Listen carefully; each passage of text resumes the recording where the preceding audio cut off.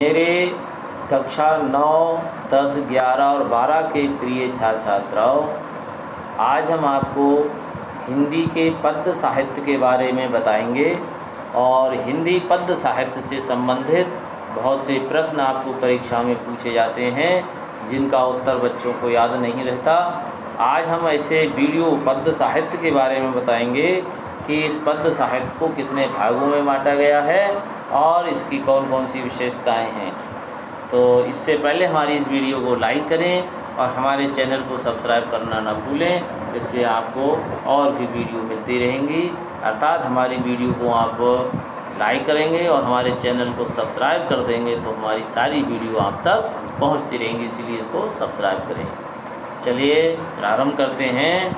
इस वीडियो को पूरा देखेंगे। बहुत से देखने में आया है छात्र थोड़ी सी वीडियो देखते हैं और उसके बाद उसको नहीं देखते हैं तो उन्हें अधूरा ज्ञान रह जाता है। और इस वीडियो को देखने के पश्चात इस वीडियो में जो आपको उचित लगे अच्छा उसको कॉपी पर एक नोट के रूप में लिखेंगे, इससे हम आगे इसकी तैयारी भी करते रहेंगे।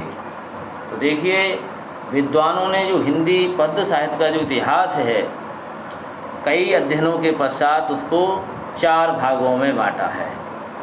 सबसे पहले लिखा है आदिकाल, जिसको वीर गाथा काल नाम दिया गया था और ये समय है इसका 743 ईस्वी से 1343 ईस्वी तक। देखिए, इससे बहुत से प्रश्न बनते हैं कि आदिकाल या वीर गाथा काल की समय सीमा पूछी जाती है छात्रों से, तो इसको याद रखना है। ये 743 ईस्वी से 1343 ईस्वी तक रहा है। अगला है पूर्व मध्यकाल, जिसको हम भक्ति काल के नाम से भी जाना जाता है। देखिए, रामचंद्र शुक्ल ने हिंदी साहित्य के इतिहास को 4 भागों में बांटा था, तो जो चारों भाग यहाँ लिखे हुए हैं। तो देखिए, भक्ति काल सन 1343 ईस्वी से 1643 ईस्वी तक ये भक्ति काल है। देखिए, कक्षा 9 के छात्रों के लिए वीर गाथा काल और भक्ति काल उनके पाठ्यक्रम में है। शेष 2 काल हैं वो हाई स्कूल की कक्षाओं के लिए हैं, रीति काल और गद्य काल। और चारों काल 11वीं कक्षा के लिए और 12वीं कक्षा के लिए कंपलसरी हैं। तो ये इनका विभाजन है। कक्षा 9 में कौन कौन से हैं? वीर गाथा काल और भक्ति काल, इनसे संबंधित प्रश्न आएंगे आपको। और कक्षा 10 में रीति काल और गद्य काल लेकर ये आपको आएंगे। और कक्षा 11 और 12 में चारों काल आपके से पूछे जाएंगे, इनसे संबंधित प्रश्न भी पूछे जाएंगे।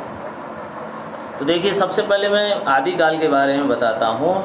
देखिए, आदिकाल जो नाम है इसका नाम रखा डॉक्टर हजारी प्रसाद द्विवेदी ने आदिकाल का नाम, और रामचंद्र शुक्ल ने इसका नाम वीर गाथा काल रखा था।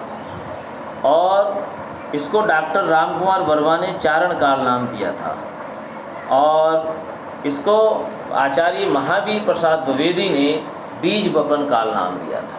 कभी कभी प्रश्नों में आता है कि आदिकाल को बीज बपन काल नाम किसने दिया, तो हम उत्तर लिख देंगे महावीर प्रसाद द्विवेदी। और पूछा जाए कि वीर गाथा काल का नाम आदिकाल किसने दिया, तो लिख देंगे डॉक्टर हजारी प्रसाद द्विवेदी ने। और आदिकाल का नाम चारण काल किसने दिया, तो लिख देंगे हम डॉक्टर रामचंद्र चारण काल डॉक्टर रामकुमार वर्मा ने दिया था।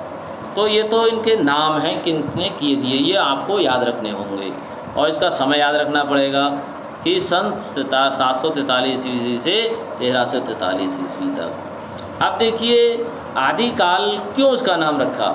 आदिकाल को नाम इसलिए रखा क्योंकि इसे प्रारंभिक काल माना जाता था और इस समय राज्य हमारा जो देश था वो छोटे छोटे राज्यों में बटा था। राजा आपस में खूब लड़ते थे, वीरता की भावना दिखाते थे, इसीलिए इसका नाम वीर गाथा काल रख दिया हैं। और राजा बहुत वीर और साहसी विलासी थे, युद्ध में विश्वास करते थे, इसीलिए इसको हिंदी के क्षेत्र में आदिकाल नाम दिया। इसकी विशेषताएं भी आती हैं लिखने के लिए कि आदिकाल की कोई 3 विशेषताएं लिखिए या 2 विशेषताएं लिखिए।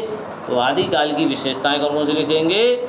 आश्रयदाता राजाओं की प्रशंसा पहली विशेषता, दूसरी कवियों का दरबारी होना, तीसरी है वीर रस की प्रधानता, चौथी है डेंगल पिंगल भाषा का प्रयोग, 5वीं है रासो ग्रंथ की अधिकता और 6ठी है सामूहिक राष्ट्रीय चेतना का अभाव।